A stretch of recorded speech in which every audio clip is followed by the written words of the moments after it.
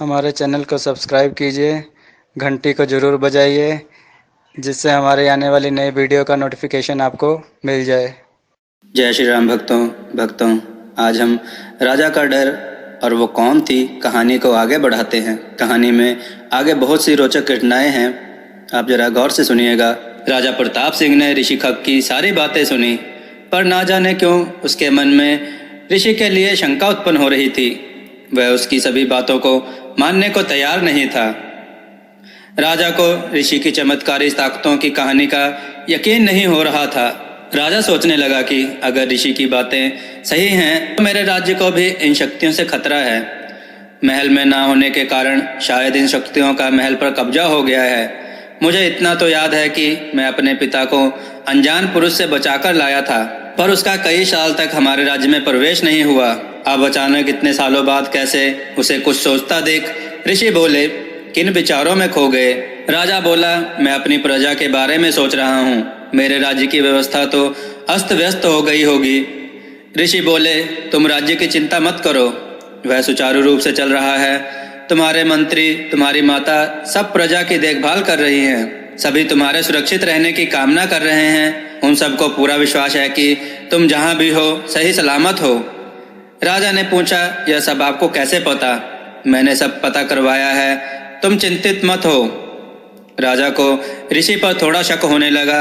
वह असमंजस में है कि ऋषि की बातें पूर्ण रूप से विश्वास करने योग्य हैं अथवा नहीं। राजा सोचता है कि उसके पास और विकल्प भी तो नहीं। ऋषि खग राजा से कहता है, हमारे पास बहुत कम समय है, तो आज से तुम्हारी विद्या शुरू है। नदी में स्नान करके फिर वही पूजा होगी। वहाँ हमें एक घेरा बनाकर अग्नि प्रज्वलित करनी होगी। इसके लिए हमें बहुत सी लकड़ियाँ चाहिए, तो तुम अभी सोम के साथ जंगल जाओ और लकड़ियाँ लेकर आओ। सोम और राजा जंगल से लकड़ियाँ लेने निकल पड़ते हैं। रास्ते में बातें करते हुए राजा सोम से पूछते हैं कि ऋषि जिन बुरी शक्तियों के बारे में बता रहा है, उनसे तुम्हारा कभी सामना हुआ है? मेरा इनसे कभी सामना तो नहीं हुआ, पर मुझे भूत प्रेत आत्मा पर विश्वास है। क्या तुमने इन्हें देखा है? नहीं, मैंने कभी नहीं देखा। तुम कैसे विश्वास कर सकते हो जब तुमने कभी देखा नहीं? सोम ने कहा, पर मैंने सुना है आत्मा हमें दूसरी दुनिया का ज्ञान देती है जो हम नहीं जानते। राजा प्रताप सिंह ने कहा, मुझे आत्मा से मिलना है, तो ये कहाँ मिलेगी? सोम ने बड़े भोलेपन से कहा, घने जंगल में पेड़ पर उल्टी लटकी। राजा हंसने लगे, मैं तो कई बार शिकार करने जंगल गया हूँ, मैंने तो कभी पेड़ पर उल्टी लटकी आत्मा नहीं देखी। तुम भी तो यहाँ लकड़ी लेने आते हो, क्या तुमने कभी देखी है आत्मा? सोम बोला, नहीं, ये जंगल अधिक घना है, शायद इसलिए यहाँ आत्मा नहीं रहती। चलते चलते दोनों को सामने एक बुढ़िया बेर तोड़ती दिखाई दी, तो सोम ने पूछा, कौन हो तुम? पहले तो कभी नहीं देखा यहाँ। बुढ़िया बोली, मैं तो सालों से यहीं सामने झोपड़ी में रहती हूँ। तुम बताओ, तुम अजनबी कौन हो? मैं राजा प्रताप सिंह और ऋषि खग का पुत्र सोम है। राजा प्रताप सिंह का तो नाम सुना है, पर ऋषि खग का नाम तो पहली बार सुन रही हूँ। यहाँ तो एक दुष्ट तांत्रिक अपने शिष्यों के साथ रहता है जो तंत्र मंत्र करता है। राजा चौंक कर बोले, दुष्ट तांत्रिक? सोम पोल खुलते देख वहां से भागने की कोशिश करता है। राजा उसे पकड़ लेते हैं। बता, ये सारा क्या षड्यंत्र है? मुझे पहले से ही कुछ शक हो रहा था। बता, नहीं तो यही तेरी इसी कुल्हाड़ी से टुकड़े टुकड़े कर दूंगा। पर सोम कुछ बताने को तैयार नहीं था। सोम डरते हुए कहता है, मैं ऋषि की सच्चाई नहीं बता सकता, वह मुझे मार डालेगा। राजा प्रताप सिंह ने कहा, अगर तुमने मुझे सच्चाई नहीं बताई तो मेरे हाथों से भी नहीं बच पाओगे। मौत तो तुम्हारी निश्चित है। मरने से पहले एक अच्छा काम करते जाओ। सोम कहता है, यह सच है, पहाड़ी और आसमान के बीच में जिन्नात की बस्ती है। जिस युवती से तुम मिले वह जिन है, लेकिन वह ऋषि के वश में है। ऋषि के कहने पर ही तुम्हें जाल में फंसाया गया है। लेकिन ऋषि मुझसे क्या चाहता है? सोम ने कहा, यह मुझे नहीं मालूम, मैं तो बस एक नाविक हूँ, मुझे उसके बारे में अधिक जानकारी नहीं। बुढ़िया ने कहा, वह दुष्ट तुम पर तंत्र मंत्र करके अपने वश में करना चाहता है, ताकि तुम उसके गुलाम बन जाओ और हरी नदी के पार से उसके लिए तिलस्मी हीरा लेकर आओ। क्योंकि जिसके पास तिलस्मी हीरा रहेगा वह अमर हो जाएगा और वह कभी बूढ़ा नहीं होता। मैं तुम्हें सारी बात विस्तार से बताती हूँ। बुढ़िया ने कहा, आज से 1000 साल पहले एक जादूगरनी को तुम्हारे पूर्वज से सच्चा प्यार हो गया था। तुम्हारे पूर्वज भी उसकी खूबसूरती पर मोहित हो गए थे। तुम्हारे पूर्वज ने जादूगरनी के साथ रहने के लिए एक वचन लिया। वह तभी उसके साथ रहेगा जब यह तिलस्मी हीरे को नष्ट करे। जादूगरनी ने कहा, इसे नष्ट नहीं कर सकती, क्योंकि इसके नष्ट होते ही वह भी मृत्यु को प्राप्त हो जाएगी। तब तुम्हारे पूर्वज ने जादूगरनी से कहा, मैं इस तरह जादू भरा जीवन नहीं व्यतीत करना चाहता, इसलिए हमें एक दूसरे से जुदा होना होगा। लेकिन जादूगरनी ने कहा कि मैं तिलस्मी हीरा कहीं ऐसी जगह छुपा दूंगी जहां किसी को भी ना मिले, लेकिन जरूरत पड़ने पर हमारे वंश का ही व्यक्ति उसको पा सकता है, दूसरा कोई इसे छू भी नहीं सकेगा। जादूगरनी और तुम्हारे पूर्वज ने वह हीरा हरी नदी के पास छुपा दिया, क्योंकि किसी भी व्यक्ति के लिए हरी नदी को पार करना असंभव है, लेकिन यह तांत्रिक वर्षों से उस हीरे को प्राप्त करना चाहता है। इसके लिए उसने तुम्हारे पिता पर भी तंत्र मंत्र का प्रयोग किया और वह असफल रहा, क्योंकि इसकी सारी विधियां मेरे कारण असफल हो जाती हैं। मैं तुम्हारे वंश की बुरी शक्तियों से हिफाजत करती रहती हूँ। राजा ने कहा, आप यह सारी बातें कैसे जानती हो और तुम मेरे परिवार की सहायता क्यों कर रही हो? अरे पगले, तू इतना भी नहीं समझ पाया अब तक? मैं वही जादूगरनी हूँ। तो आप इस जंगल में क्यों रहती हो, राज्य में क्यों नहीं? क्योंकि बेटा, तुम्हारे पूर्वज दादा मेरे साथ शादी करके अधिक समय तक जीवित नहीं रहे। उनकी मृत्यु के बाद तुम्हारे परिवार ने मुझे स्वीकार नहीं किया। उन्हें यही गलत फहमी रही कि मेरे कारण ही तुम्हारे दादा मृत्यु को प्राप्त हुए हैं, इसलिए सब कुछ छोड़कर मैं जंगल आ गई, लेकिन अपने पति को जादू ना करने का वादा किया था, इसलिए यही जंगल में रहती हूँ। पर कोई मेरे परिवार को नुकसान पहुंचाने की कोशिश करता है तो उसकी सारी कोशिशें नाकाम कर देती हूँ। जब तक वह हीरा है तब तक मैं जीवित रहूंगी। हीरे के लिए मेरे परिवार के प्राण संकट में हों, मैं यही नहीं चाहती। उसे नष्ट करना ही पड़ेगा। क्या तुम उस हीरे को नष्ट करने में मेरी सहायता करोगे? इसमें आपकी जान चली जाएगी और यह मैं नहीं होने दूंगा। राजा ने बुढ़िया जादूगरनी से कहा। बुढ़िया ने राजा को समझाते हुए कहा कि मैं बहुत समय जी ली हूँ, अब पृथ्वी लोक को छोड़कर जाना ही ठीक है। मेरे जीवन के लिए मेरे वंशज हमेशा परेशान रहेंगे। ऐसा जीवन जीकर मैं क्या करूँगी? इसलिए उस हीरे को नष्ट करने में मेरी सहायता करो। राजा बेमन से अपनी दादी की सहायता करने के लिए तैयार हो जाता है। बुढ़िया राजा से कहती है, वह रास्ता बड़ा कठिन है, तुम घबराओगे तो नहीं? वैसे तुम्हारे साहस के किस्से बहुत सुने हैं। राजा कहता है, यह हरी नदी कहाँ है? मैंने इसका पहली बार नाम सुना है। क्या इस नदी का पानी हरा है? मुझे जानने की बहुत उत्सुकता हो रही है। जादूगरनी बुढ़िया ने कहा, यह नदी यहाँ से कई योजन दूर है। इस नदी तक हर कोई पहुँच नहीं सकता। इसके लिए जादू नगरी को पार करके जाना होगा। रास्ते में कई पड़ाव आएंगे, कई मुश्किलें भी आएंगी। तब जाकर हम हरी नदी तक पहुँचेंगे और फिर उसे पार कर हीरे को नष्ट करना होगा। हरी नदी को पार करना इतना आसान नहीं है। क्या दादी, आपको इतनी दूर हीरा छुपाने की क्या आवश्यकता थी? क्या आसपास नहीं छुपा सकती थी? अगर कहीं आसपास छुपाया होता, अब तक तो तांत्रिक उसे पा अमर हो गया होता और ना जाने फिर संसार का क्या हाल करता। इतने सालों में उसने अपनी शक्तियां बढ़ा ली हैं, उसे मार पाना असंभव है। वह तांत्रिक और योग विद्या से अपनी उम्र को बढ़ा रहा है। उसकी बढ़ती उम्र को देखकर लगता है वह कभी न कभी वह हीरे तक पहुंच जाएगा, इसलिए उसे अब समाप्त करना जरूरी है। बस इतना ध्यान रहे, इस यात्रा और गुप्त रास्ते का तांत्रिक ऋषि खग को पता न चलना चाहिए। कई वर्षों तक उसने कई तांत्रिक शिष्य बना लिए हैं। उन तांत्रिक शिष्यों को कई बार हरी नदी को ढूंढने के लिए भेजा है, लेकिन वह कभी कामयाब नहीं हुआ। उसने महल में भी प्रवेश कर कई षड्यंत्र रच बहुत बार कोशिश की हरी नदी का रहस्य जानने के लिए और उसका नक्शा प्राप्त करने के लिए, लेकिन कभी कामयाब नहीं हुआ, क्योंकि तुम्हारे महल में भी एक गुप्त खजाने में एक नक्शा छिपा हुआ है, जिसमें हीरे तक पहुंचने का विस्तार से रास्ता बताया गया है। तुम मेरे पहले वंशज हो जो मेरे तक पहुंचने में सफल रहे हो। मुझे तुम्हारे जैसे वीर का ही इंतजार था। राजा ने कहा, तो हमें अभी वापस जाना होगा, नहीं तो ऋषि खग को शक हो जाएगा। हम कल फिर आएंगे और यात्रा की पूरी तैयारी करेंगे। जादूगरनी बुढ़िया ने कहा, अभी जाना संभव नहीं है। ऋषि बहुत ही धूर्त है, उसके चुंगल से निकल पाना बड़ा मुश्किल है। अगर उसे थोड़ा सा भी शक हो गया तो तुम्हारा वापस आना मुश्किल हो जाएगा। हमें अभी यात्रा शुरू करनी होगी, लेकिन उसे हमारे ना जाने पर भी तो शक होगा। फिर वह हमें ढूंढता हुआ यहाँ आसानी से पहुँच जाएगा। नहीं, वह हम तक नहीं पहुँचना चाहिए। हमें बड़ी ही सावधानी से हर कार्य को पूरा करना है। यदि हम यात्रा शुरू करते हैं तो अंधेरे में रास्ता ढूंढना मुश्किल होगा। आपको क्या लगता है, इस समय जंगल से यात्रा शुरू करके और ऋषि को पता नहीं चलेगा? बुढ़िया जादूगरनी ने कहा, हमें गुप्त रास्ते से यात्रा करनी होगी। गुप्त रास्ता? राजा ने चौंकते हुए कहा, यह रास्ता कहाँ से निकलता है? जादूगरनी राजा और सोम को लेकर झोपड़ी में बने कमरे में लेकर जाती है। झोपड़ी में ही एक और कमरा है। कमरा देखकर राजा ने बुढ़िया से कहा, बाहर से देखने में छोटी सी झोपड़ी दिखती है, उसमें एक और कमरा? यह तो कमाल ही हो गया। कमरे में एक संदूक पड़ा है। संदूक में से जादूगरनी एक बड़ा सा चाबियों का गुच्छा निकालती है। चाबी ले कमरे के पीछे की घास फूस की दीवार की तरफ जाती है। बुढ़िया राजा को वह दीवार हटाने के लिए कहती है। राजा को फूलों से बनी दीवार हटाते ही एक लकड़ी का मजबूत दरवाजा दिखाई देता है। उस पर एक बड़ा सा ताला है। बुढ़िया एक चाबी ताले में लगा दरवाजा खोलती है। दरवाजे के खुलते ही वह बुढ़िया राजा और सोम को अंदर जाने के लिए कहती है। वह दोनों डरते डरते दरवाजे की ओर अंदर जाते हैं। वह बुढ़िया भी उनके पीछे जाती है। दरवाजे को बंद कर उसे गायब कर देती है।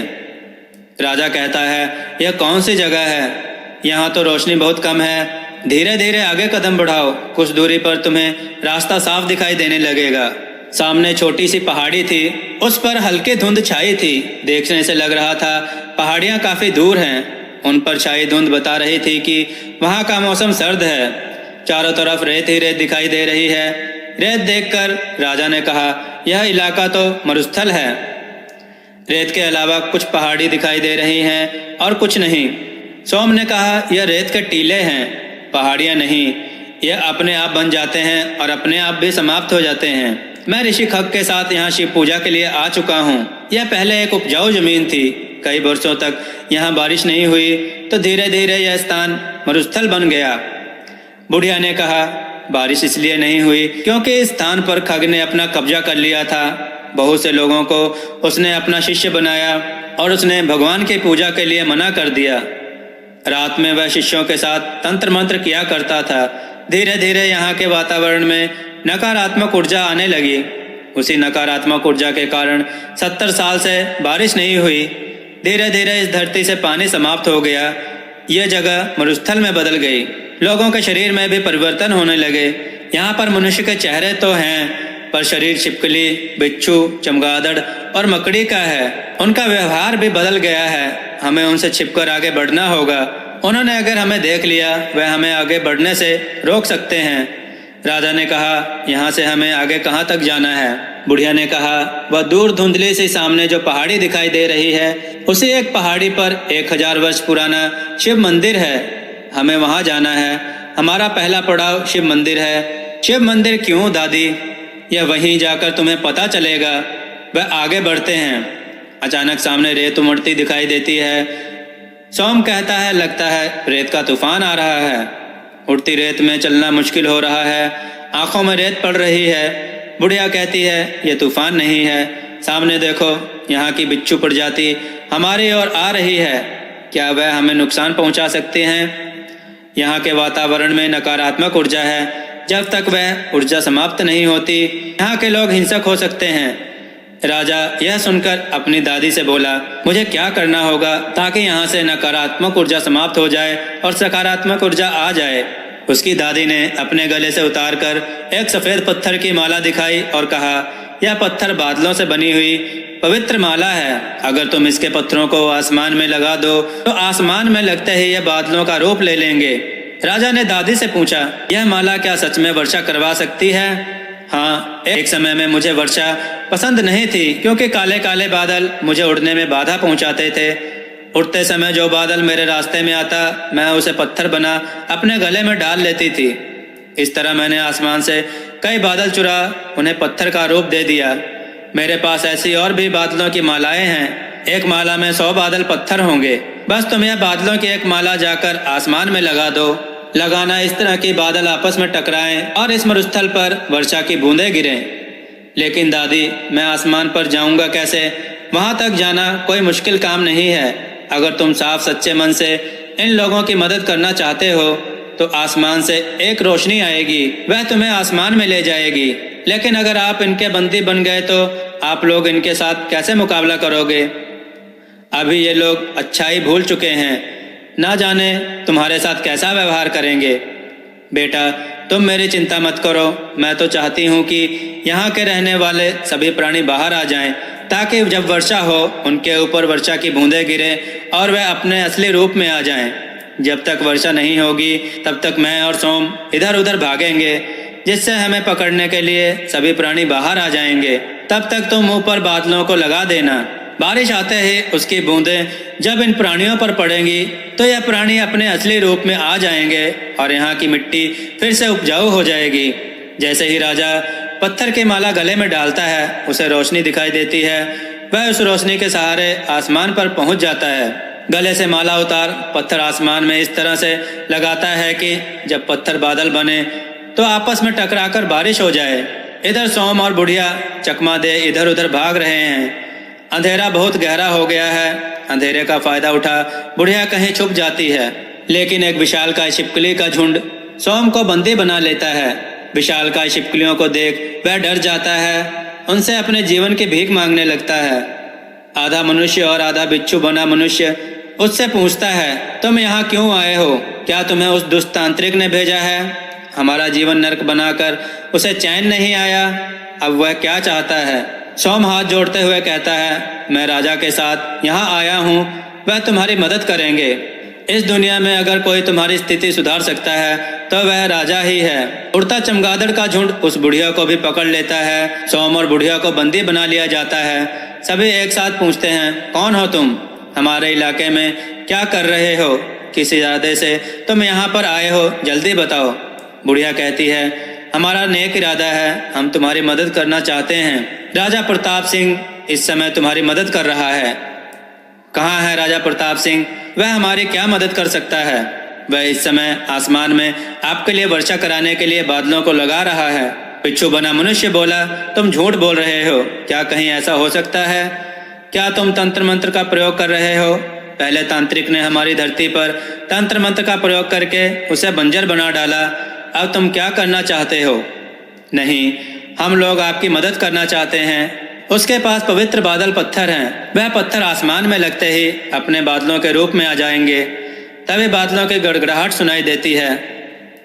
आसमान में तेज रोशनी छा जाती है। इसी रोशनी से राजा नीचे उतरता दिखाई देता है। यह नज़ारा देख लोगों को विश्वास हो जाता है, यह लोग हमारी मदद के लिए आए हैं। सोम और बुढ़िया मुक्त कर दिए जाते हैं। राजा सकुशल धरती पर लौट आता है। तभी आसमान में तेज बिजली कड़कती है। चारों तरफ तेज सफ़ेद रोशनी फैल जाती है।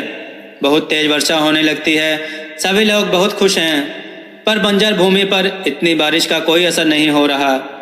राजा ईश्वर को प्रार्थना करता है, वर्षा तब तक ना रुके जब तक यहाँ की नकारात्मक ऊर्जा समाप्त ना हो जाए।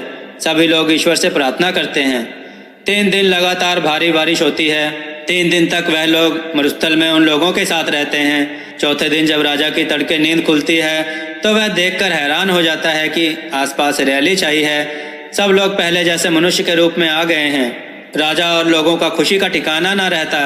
सब लोग खुशी से नाचने लगते हैं। वह लोग राजा और दोनों को उनकी मदद के लिए धन्यवाद देते हैं और कहते हैं कि यही हमारे साथ रहें। लेकिन राजा ने कहा कि वह एक लंबी यात्रा पर है, यात्रा पूरी कर तुम्हारे साथ जरूर कुछ दिन बिताएगा। उनकी आज्ञा ले तीनों आगे बढ़ते हैं। बुढ़िया कहती है, अब तक तो शायद खग को पता चल गया होगा, हमें जल्दी ही शिव मंदिर तक पहुंचना है। सोम बुढ़िया से कहता है, आप तो जादू जानती हैं, तो हमारी सहायता कीजिए ताकि हम झट से मंदिर पहुंच जाएं। लेकिन मैं जादू नहीं करना चाहती। लेकिन अभी तो जादू किया आपने। नहीं, वह कोई जादू नहीं था, उसमें लोगों की भलाई थी। शायद उन्हीं के लिए मैं बादल इकट्ठा किया करती थी। कभी कभी अनजाने में भी कुछ अच्छा कर जाते हैं। मंदिर तक पहुंचना भी अच्छा काम है, सोम ने कहा। बुढ़िया ने कहा, अच्छा ठीक है। यहाँ की सीमा पार करने के बाद एक नदी मिलेगी। उस नदी को पार करने के बाद पहाड़ियाँ हैं, वहाँ मैं तुम्हारी मदद करूँगी। राजा वल राज्य को इतने भारी संकट से बचाने के लिए राजा प्रताप सिंह का धन्यवाद करने के लिए आते हैं। तुमने इस मरुस्थल बंजर भूमि को उपजाऊ बनाया है, मैं तुम्हें किस तरह से धन्यवाद करूं? प्रताप सिंह ने हाथ जोड़ते हुए कहा, यह सब करने में मेरी दादी ने सहायता की है। अगर वह सहायता ना करती तो यह संभव नहीं हो पाता। राजा वल प्रताप सिंह की दादी को हाथ जोड़कर धन्यवाद देते हैं और उनसे विनती करते हैं कि कुछ दिन उनके साथ रहें। राजा कहता है कि वह एक लंबी यात्रा के लिए निकला है, उसके पास बहुत कम समय है। 3 दिन की भारी वर्षा के कारण हम यात्रा करने में असमर्थ रहे, अब और अधिक देर नहीं कर सकते। राजा वल ने कहा, मैं आपके पास सहायता मांगने आया हूँ, क्या आप हमारी सहायता करेंगे? राजा प्रताप सिंह ने कहा, कैसी सहायता? राजा वल ने कहा, हमारे राज्य की सीमा समाप्त होते ही मेरे भाई पन के राज्य की सीमा शुरू होती है। एक समय में वह भी बहुत सुंदर राज्य था, लेकिन कुछ सालों से खग ने मेरे भाई और उसकी पूरी प्रजा को राज्य में ही बंदी बना रखा है। बात करते हुए उसका ध्यान सोम पर जाता है। उसको पहचानते हुए कहता है, मुझे हैरानी है, आप हमारे दुश्मन तांत्रिक खग के बेटे के साथ क्या कर रहे हो? सोम राजा की बात सुनकर कहता है, आपको कोई गलत फहमी हुई है, खग मेरे पिता नहीं हैं। फिर किसके बेटे हो तुम? मुझे याद नहीं मैं कौन हूँ, पर मुझे यकीन है मैं उस दुष्ट तांत्रिक का बेटा नहीं हूँ, क्योंकि उनका मेरे साथ व्यवहार बेटे जैसा कभी नहीं रहा है। मुझ पर तो बहुत से अत्याचार करते हैं, मुझे उनसे नफरत है। उसने मेरे सामने कई निर्दोष लोगों की जान ली है, मैं अकेला उसे खत्म नहीं कर सकता, पर राजा और जादूगरनी दादी के साथ मिलकर मुझे लगता है अब खग का अंत नजदीक है। आप मुझे अपना मित्र समझें और अपने भाई के राज्य के बारे में बताएं। वल को स्वरूप की बातों पर विश्वास हो गया। वह बताने लगता है कि वह राज्य अब एक कारागृह बन गया है। उस राज्य से कोई बाहर नहीं आ सकता और ना ही कोई अंदर जा सकता है। हर चंद्र ग्रहण पर खग इस राज्य के 9 लोगों की बलि देता है। नौजवान स्त्री, पुरुषों और बच्चों की बलि देने के लिए एक पिंजरा नुमा गाड़ी में उनको खग के पास लेकर जाते हैं। निगरानी के लिए उसने गिद्ध की आंखों वाले एक दैत्य को छोड़ रखा है। यदि कोई भागने की कोशिश करता है तो वह देखते उसे मार डालता है। खग बहुत ही बलशाली तांत्रिक है, मुझे लगता था कि कोई उसका मुकाबला नहीं कर सकता। मैं तो सारी उम्मीद छोड़ चुका था, मुझे लगता था इसी तरह ही अपना नरक जीवन जीना होगा, लेकिन तुम्हारी निडरता को देखकर लग रहा है अब उसका अंत आ गया है। क्या तुम मेरे भाई और उसकी प्रजा को उस अत्याचारी से बचा सकते हो? राजा ने दिलासा देते हुए कहा, मैं आपके भाई की सहायता करूंगा। राजा ने कहा, मैं तुम्हारे साथ सेना सहित चलता हूँ। बुढ़िया जादूगरनी ने कहा, आप चिंता ना करें, आप अपने राज्य को संभालें। खग हमारा बहुत बड़ा शत्रु है, हम भी उसके अत्याचारों का अंत करना चाहते हैं। आपके भाई और उसके राज्य की प्रजा को बचाना हमारा कर्तव्य है। हम निश्चय ही इस कार्य में सफल होंगे। आप निश्चित होकर अपने राज्य का कार्यभार संभालें। बल हाथ जोड़कर सबका धन्यवाद करता है और कहता है, मैं आपके साथ नहीं जा सकता, लेकिन ये कुछ अस्त्र शस्त्र और सैनिकों की एक टुकड़ी, साथ में कुछ भोजन सामग्री आपके साथ भेज रहा हूँ। राजा प्रताप सिंह इनकार नहीं कर पाता। तभी सामने से तेजी से घुड़सवार आकर रुकता है। वह वल की बेटी रूपा है। वह अपने पिता से कहती है, अगर राजा पड़ोसी राज्य को बचाने के लिए जा रहे हैं तो मैं भी उनके साथ जाना चाहती हूँ। पिताजी, आप मुझे आज्ञा दीजिए। राजा प्रताप सिंह ने कहा, आपका हमारे साथ जाना उचित ना होगा, आप हमारी मुश्किलें बढ़ा सकती हैं। राजकुमारी ने कहा, मैं अस्त्र शस्त्र चलाना जानती हूँ, मैं कई सालों से मकड़ी के रूप में रही हूँ, मुझ में मकड़ी के गुण मौजूद हैं। मैं जाले बनाकर उनके शत्रुओं को उसमें फंसा सकती हूँ। यह देखो, कहते हुए अपने मुंह से लाल स्वरूप फेंकी। वह जाल बनकर सोम पर आ गिरी। यह देखकर सब हैरान हो गए। सोम चिल्लाया, जल्दी से जाल हटाओ, मुझे सांस लेने में परेशानी हो रही है। राजकुमारी ने कहा, मुझे जाल बुनने आते हैं, हटाने नहीं। राजा प्रताप सिंह ने कहा, यह मजाक का वक्त नहीं है, जल्दी से जाल हटाओ, नहीं तो वह मर जाएगा। राजकुमारी ने कहा, मैं मजाक नहीं कर रही हूँ, मुझे जाल हटाने नहीं आते। राजा प्रताप सिंह ने कमर में लगी कटार निकाली और सोम का जाल काट दिया। फिर मुड़कर राजकुमारी को डांटते हुए कहा, कुछ भी करने से पहले उसका अंजाम सोच लेना बेहतर होता है। इस तरह से फिर कभी बिना सोचे समझे कोई काम मत करना, अभी सोम की जान चली जाती। बल ने भी राजकुमारी को समझाया कि हर काम सोच समझकर करना चाहिए। राजा प्रताप सिंह से माफ़ी मांगते हुए बल ने कहा, मेरी बेटी थोड़ी नासमझ है, जोश जोश में कुछ भी कर देती है। इस तरह के गुण शायद हमारे राज्य में सब में होंगे, क्योंकि वह कई वर्षों से आधा मनुष्य आधे दूसरे जीव के रूप में रहे हैं। सैनिक बोले, हाँ, हम सब में ऐसे गुण हैं। राजा प्रताप सिंह ने कहा, अगर तुम सब मनुष्य बनकर रहना चाहते हो तो इन सब गुणों को भूल जाना होगा। दूसरे जीवों के गुणों से दूर मनुष्य ही बने रहें तो बेहतर होगा। क्या तुम सब मेरी बात से सहमत हो? सब ने राजा को विश्वास दिलाया कि वह ऐसा कुछ नहीं करेंगे जिससे किसी को तकलीफ हो। राजा बल प्रताप सिंह को रोककर कहते हैं, प्रताप सिंह, मैं तुमसे बहुत प्रसन्न हूँ। उपहार में मैं तुम्हें अपना 3 घोड़े वाला रथ, तलवार और धनुष बाण को देता हूँ। कुछ अग्निबाण प्रताप सिंह को देते हुए कहता है, जब भी तुम किसी परेशानी में हो तो यह बाण चला देना। अग्निबाण देखकर मैं और हमारे सैनिक तुम्हारे लिए उस स्थान पर पहुंच जाएंगे जहां तुम मुसीबत में होगे। राजा धन्यवाद देते हुए विदा लेता है।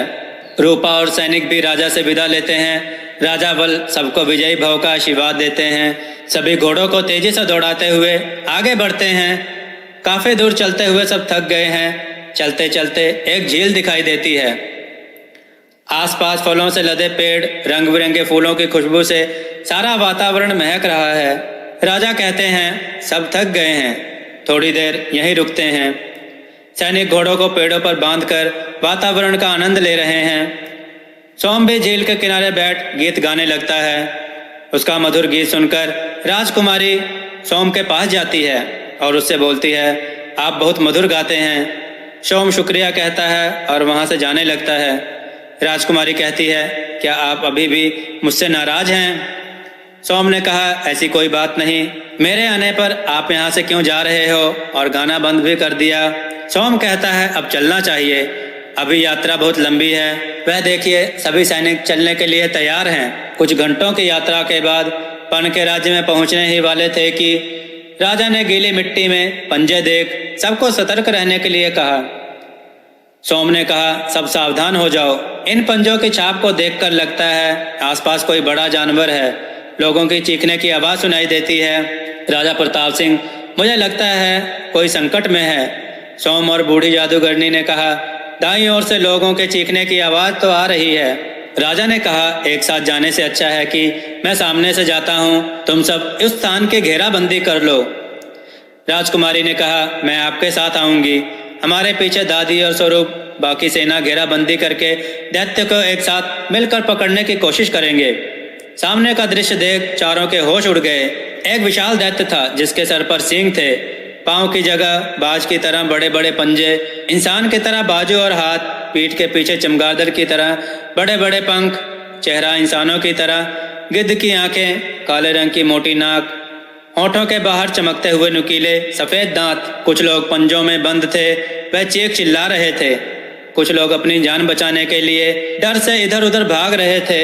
उस दैत्य ने अपने हाथों में कुछ लोगों को पकड़ भी रखा था। राजा ने कहा, यह दैत्य तो बहुत विशाल है, इस तक कैसे पहुंचा जाए। राजकुमारी ने राजा से कहा, अगर आप इजाजत दे तो मैं दैत्य पर जाल फेंकती हूँ। जालों की रस्सियों के सहारे हम दैत्य तक पहुंच सकते हैं। राजा ने कहा, हाँ, यह बहुत अच्छा उपाय है, ऐसा ही करते हैं। राजकुमारी ने दैत्य के ऊपर जाल फेंकने शुरू किए। सोम और राजा जाल की रस्सियों के सहारे दैत्य पर चढ़ गए। राजा फुर्ती से दैत्य के कंधे पर बैठ उसके बाजू पर तलवार से वार करता है। दैत्य के हाथ बहुत मजबूत हैं। सोम उसके पेट पर तलवार से वार करता है। दैत्य पर उनका कोई असर नहीं हो रहा था। तब तक सैनिक उस पर बाणों की वर्षा कर देते हैं। दैत्य के हाथों की पकड़ ढीली पड़ते ही लोग उसके हाथ से छूटकर नीचे गिर जाते हैं। वह दैत्य राजा को पकड़ने के लिए हाथ आगे करता है। राजा झट से उसके सींग को पकड़कर झूलने लगता है और मौका पाकर बुढ़िया पंजों पर वार करती है। दैत्य लड़खड़ाते हुए गिर जाता है। सभी बाणों की बौछार कर देते हैं। दैत्य कहता है, इन छोटी छोटी स्त्रियों ने मुझे मार गिराया। उसी समय राजा तलवार से दैत्य के सिर पर वार करता है। उसके सींग जैसे ही कटकर गिरते हैं वह दर्द से चिल्लाने लगता है। अचानक आकाश का रंग लाल हो जाता है। धीरे धीरे दैत्य का रूप बदलने लगता है। आसपास धुआं उठने लगता है। कुछ देर बाद जब धुआं छटता है तो राजा दैत्य का असली चेहरा देखकर हैरान हो जाता है।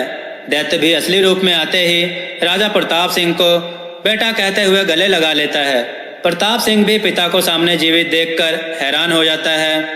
क्या पिताजी, आप सच में जीवित हैं? मुझे विश्वास नहीं हो रहा, क्योंकि आपके शव का संस्कार तो मैंने अपने हाथों से किया था। फिर आप यहाँ कैसे? बेटा, यह सब षड्यंत्र खक का है। जिसे तुम बचा कर लाए वह मैं था ही नहीं। उसने मुझे धोखे से कैद किया, फिर मेरे स्थान पर किसी बहरूपियों को महल में भेजा था। मुझ पर मायावी शक्ति का प्रयोग कर यहाँ दैत्य बनाकर रखा। जिसका तुमने संस्कार किया वह भी खक के षड्यंत्र का कोई लाचार मनुष्य होगा। राजकुमारी पिंजरे में कैद अपने चाचा और उसके परिवार को निकालती है। पन सबका बहुत धन्यवाद देते हैं।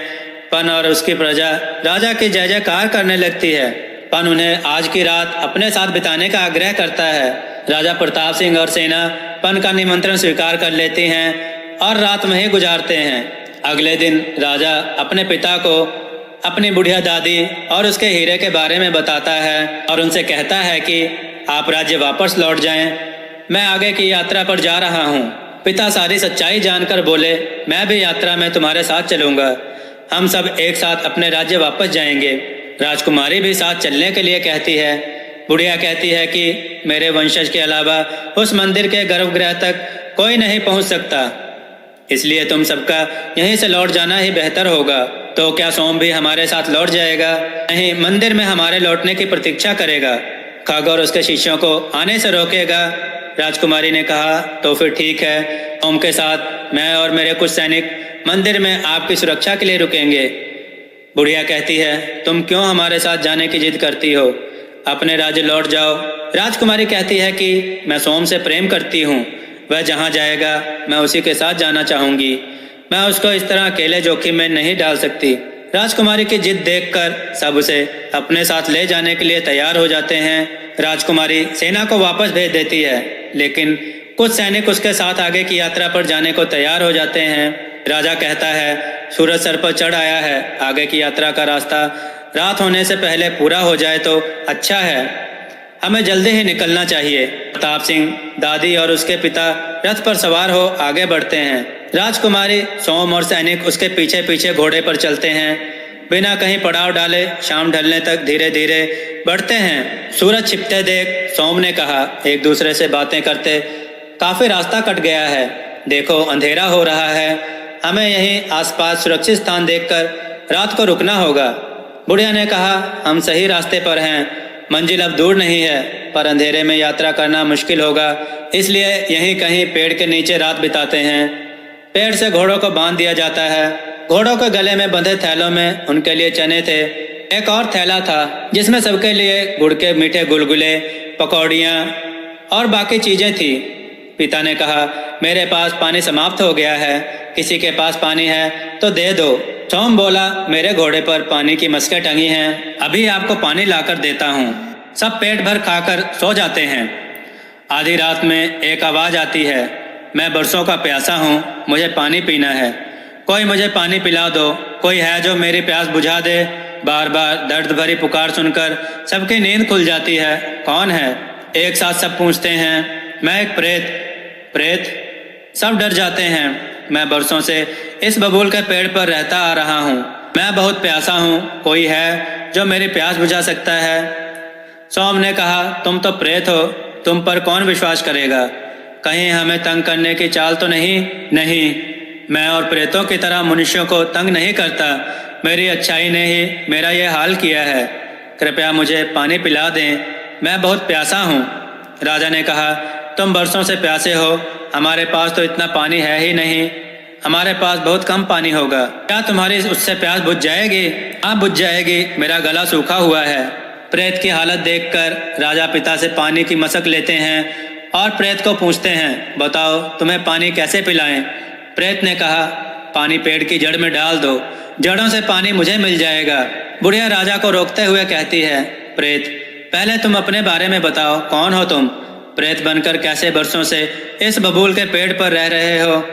प्रेत अपने बारे में बताता है, मैं एक ऋषि था, हमेशा तपस्या में लीन रहता था। तांत्रिक खग मेरे स्थान पर तंत्र मंत्र विद्या किया करता था। खग का नाम सुनते ही सब एक दूसरे को देखने लगते हैं। एक और खग के अत्याचारों का शिकार प्रेत ने कहा, क्या तुम तांत्रिक खग को जानते हो? सबने एक साथ कहा, हाँ। वह बहुत ही दुष्ट और अत्याचारी है। उसका विनाश करना अब बहुत आवश्यक हो गया है। तुम अपने बारे में आगे बताओ, उसने तुम्हारे साथ क्या किया? खग और उसके शिष्य मेरे स्थान पर आकर जानबूझकर मुझे तंग करते थे और मेरी तपस्या में विघ्न डालते थे। एक दिन मैंने उसे अपने स्थान से जाने का आग्रह किया, लेकिन उसने क्रोध में आकर मेरी हत्या कर दी और मेरी आत्मा को कैद कर लिया। जब भी उस दुष्ट को कोई बुरा काम करवाना होता तो वह मेरी आत्मा से करवाता था। मुझे मनुष्य के शरीर में प्रवेश करवा उन्हें परेशान करने के लिए कहता, लेकिन जिस काम में किसी को दुख पहुँचे, तकलीफ हो, मैं उस काम को नहीं करता था। ऐसा कार्य करने में मुझे खुद को तकलीफ होती थी।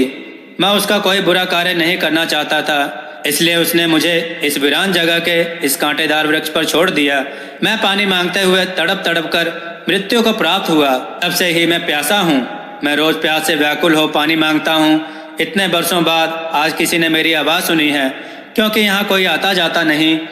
जब शाम को पेड़ के नीचे बैठे आप लोग पानी पी रहे थे तो मुझे आप लोगों को देखकर आस हो गई कि आज मुझे पानी मिल जाएगा। मैंने कितनी बार आप लोगों से पानी मांगा, पर आप लोगों ने मेरी आवाज़ नहीं सुनी। मैं तुम्हें कब से पुकार रहा था, अब जाकर तुमने मेरी आवाज़ सुनी। कृपया मुझे पानी दें। मुझे आप सभी दयालु लग रहे हो, कृपया मेरी सहायता करें। इस पेड़ से मुक्त हो, मैं तुम्हारी हर तरह से सहायता करूँगा। राजा और उसके पिता पानी पेड़ की जड़ों में डालते हैं। पानी मिलते ही प्रेत शांत हो जाता है। जब थोड़ी देर तक प्रेत की आवाज़ सुनाई नहीं देती तो राजा कहता है, हे शुद्ध आत्मा, क्या हम आपकी प्यास बुझा पाए? हाँ, बहुत समय बाद पानी पीकर मेरी प्यास बुझ गई है। मैं बहुत अतृप्त था। आज पानी मिलने पर मुझे कुछ शांति मिली है। पेड़ से प्रेत की राहत भरी आवाज़ सुनकर सबको तसल्ली मिली। प्रेत ने कहा, तुमने मेरी बरसों की प्यास बुझाई है। बताओ तुम्हें क्या चाहिए, तुम्हारी हर इच्छा पूरी करूँगा। राजकुमारी ने कहा, हमें सुबह नदी पार करने में सहायता करना। क्या तुम यह कर सकते हो? प्रेत ने कहा, मैं तुम्हारी सहायता अवश्य करूँगा। वहाँ दिव्य हंस का जोड़ा रहता है। उन्हें दिव्य शक्तियाँ प्राप्त हैं। उनका नाम रम और सम है। जो उनका नाम लेकर पुकारता है वह उनकी सहायता के लिए पहुँच जाते हैं। वह तुम्हारी नदी पार करने में सहायता करेंगे। बस तुम्हें उनका नाम याद रखना है और बड़े प्यार से कहना है कि रम और सम हंसों का प्यारा जोड़ा, चांदी के रथ में आकर हमें नदी पार ले जाओ। तुम्हारी गीत की लाइन पंक्तियां सुनकर हंसों का जोड़ा तुम्हें नदी पार कराने जरूर आएगा। प्रेत ने कहा, तुमने मेरी प्यास बुझाकर अतृप्त आत्मा को शांति दे दी है। अब मैं इस प्रेत योनि से मुक्त हो रहा हूँ। कहते हुए वह गायब हो जाता है।